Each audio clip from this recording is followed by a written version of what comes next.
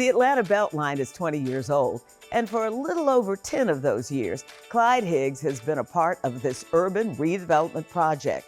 First as its chief operating officer, and now as its chief executive officer and president. This is a bird's eye view of some of the 22 miles of the old historic rail corridor that circled the city. It is being transformed and becoming a tourist attraction, with 200,000 people visiting this stretch at North Angier and Ralph McGill every month.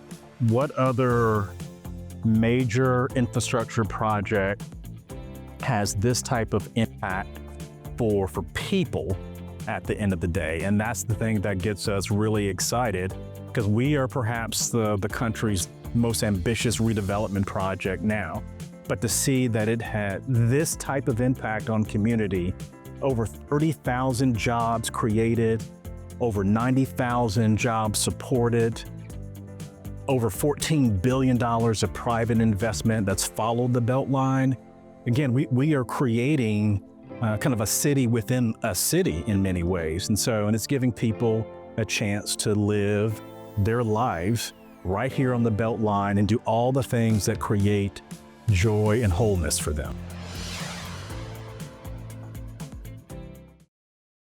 Clyde Higgs loves cities, and his father's Air Force career is partly responsible for that. I got a text message from my dad just last week and reminded me of some of our travels during his military stint. And it's funny, you know, that whole time of your life, you did not realize that you were being shaped. But I think I first fell in love with cities because of all of my dad's travels. And so I actually lived in Spain. I lived in Madrid as a kid for almost 5 years. And I think I first fell in love with cities, architecture, beautiful infrastructure at that point. But I did not have the words to understand what that meant. But all I saw in Madrid is people coming together, smiles, joys. It was a place for connection. And so now with my grown-up eyes and the work that I do with the Beltline, it's really informed by those early days. Again, didn't have the words for it then, but definitely seeing different places, different people, different communities, and people connecting through spaces. I think that's really what kind of informed what I do. I wish I could say it was planned that way, but it definitely helped who I am today. I was intrigued, that's the word I will use.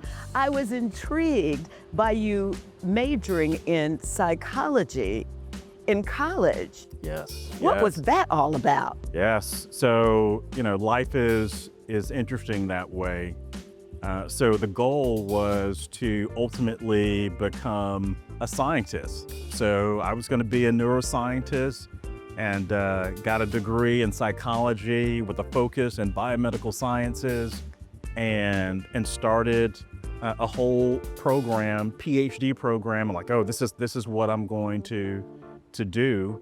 But quickly decided, after spending time in a lab and getting bit by mice and things like that, and that wasn't for me. But in hindsight, you know, having that degree and that background in psychology, it's all understanding how people interact, what motivates them, how they come together.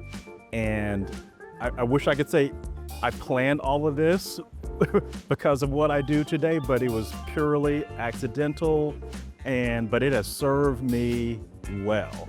Because at the end of the day, you know, leadership, motivation, it's all based in psychology at the end of the day. And again, it feels like I planned some of this stuff, but it turned out well. While at the University of South Alabama, he joined a fraternity and was elected to the Student Government Association. But in 2022, he was the graduation speaker at his alma mater with a message that resonated. And I just really wanted them to hear that, first of all, it took me longer than 4 years to graduate. And so for those that were grinding to get there to that date, like, be present in the moment and that life is going to provide you so many different opportunities that you don't even know exist yet. And that's really what I wanted to impart to them. And probably the best thing is when I finished, there was a grandmother that came up to me afterwards and said, Mr. Higgs, I was so inspired by that conversation because, my grandson was in the same position that you were in, and but he's here today and he felt inspired and energized. Like, I just wanted people to understand that, because I remember that day for me, again, 30 years ago. And so that's what I wanted them to get out. I wanted them to see a regular guy like me, that did some interesting things in their career, but that was just a starting point, not the end, if you will. He earned a master's in public administration at East Carolina University, interned at the Smithsonian, worked in Texas and in his home state of North Carolina before coming to Atlanta to work on the Beltline. When you look at its development, how have you developed? Yeah, it is. So you're right. So this is a milestone for us for sure. 20 years. I like to call the Beltline a 20-year overnight success. So people see it in all its glory today, but it took a while to get there. And there were so many people, obviously, Mayor Shirley Franklin, Ryan Gravel, Ray Weeks. I look back, again, I've been with the organization for over a decade now. I originally joined as the Chief Operating Officer, and I've been in the CEO role for about 7.5 years now. And it is one of those jobs that have stretched me, and you should never get into a point where you think you know it all, right? And the Beltline is one of those opportunities where I literally learn something new every day. And it's a place and an opportunity where you have to be, like I like to describe it as being multilingual. You have to be able to speak to so many different stakeholders and constituencies. You got to be able to speak, about construction. You got to be able to speak about design. You got to be able to speak about economic development, affordable housing, transit, environmental cleanup, park development. I mean, there's so many different moving pieces there. And for a person that loves to learn, this is the best place. So why don't you live on the Beltline? I live in a Beltline neighborhood. I will say that. I live in a Beltline neighborhood. And one of the things about living in a Beltline neighborhood, a future Beltline neighborhood, is that I can be Switzerland. No one can ever say that I play favorites to a specific part of the Beltline. It's like your kids, you love them all the same, right? And but ultimately, the Beltline will get up to the area where you live. It is, and we're in the throes of some of the construction right now. So, what has been the hardest lesson you've had to learn, first professionally and then personally?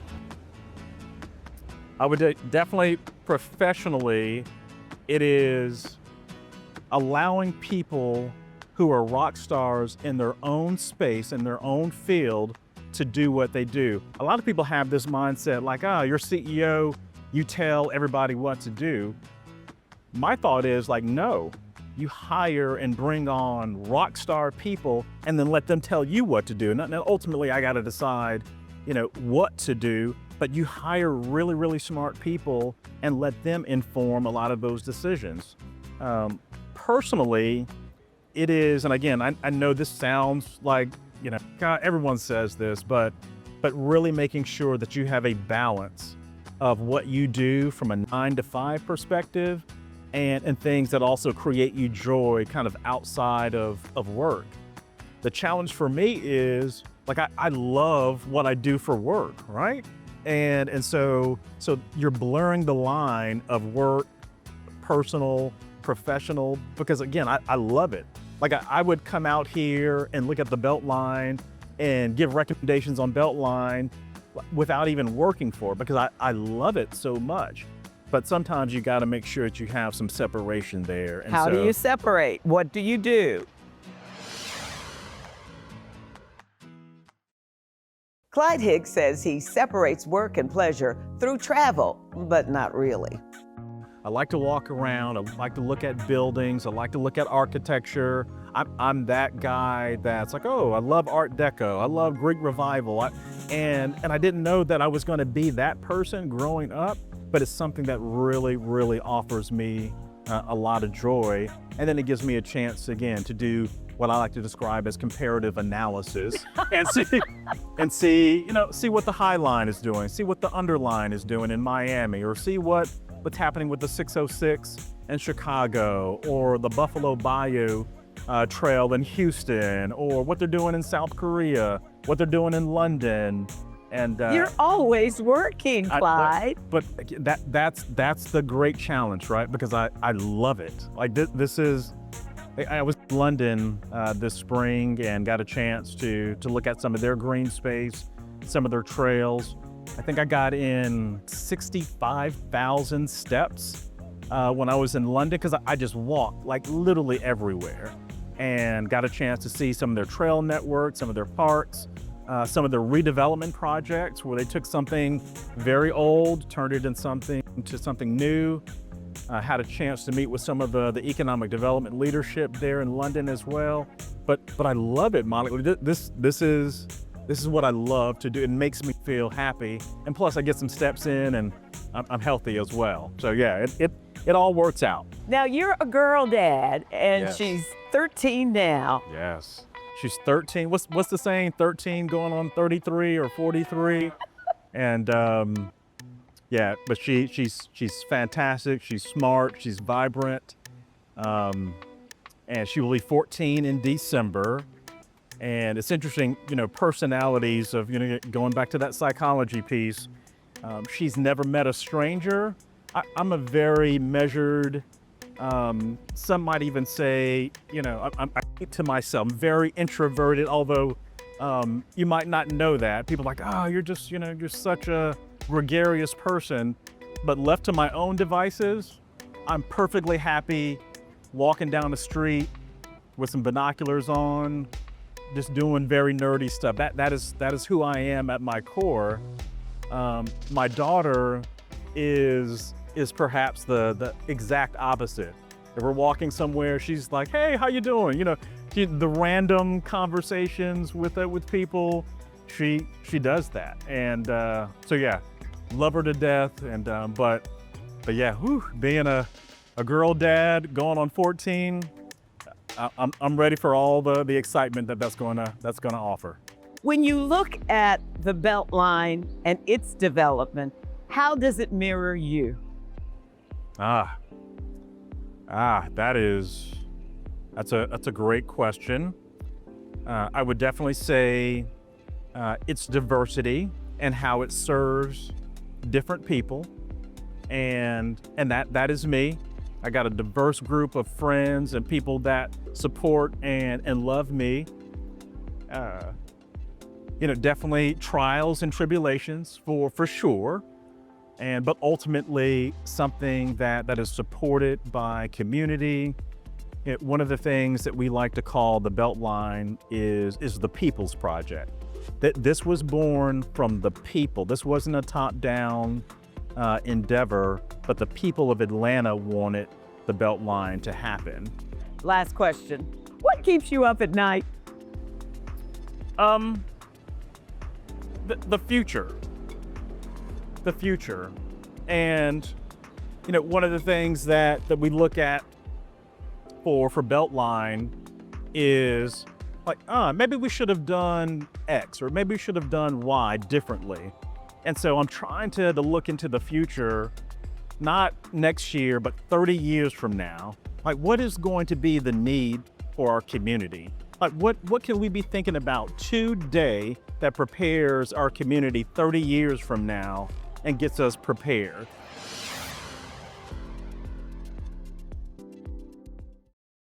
This is beautiful. Even to the landscaping, it's really not weeds. It's not. This is very intentional, and we have a partner, Trees Atlanta, and again, they help us curate something that is beautiful along the Beltline. And again, we now can take the honor of having the world's longest arboretum for the Beltline, or actually in the country, right here on the Beltline. This section, last year we saw over 2.5 million visits just right here. So you got to think about, on a monthly basis, you're seeing over 200,000 visitors just up and down this stretch here. Wow. And so again, if you're a business, if you're a restaurant, I mean, just knowing that you have this type of foot traffic right here, it's a pretty good business decision at the end of the day, right? This is a different kind of urban renewal. It's very different. And I will tell you, with Beltline, we have the opportunity to do something different with infrastructure. So think about decades and decades ago, where infrastructure divided communities, right? And that's not such a great part of our history. Now what we can do with infrastructure is use it to reconnect communities. 45 distinct neighborhoods within the city of Atlanta will be touched along the Beltline. So that's the part that gets us really excited.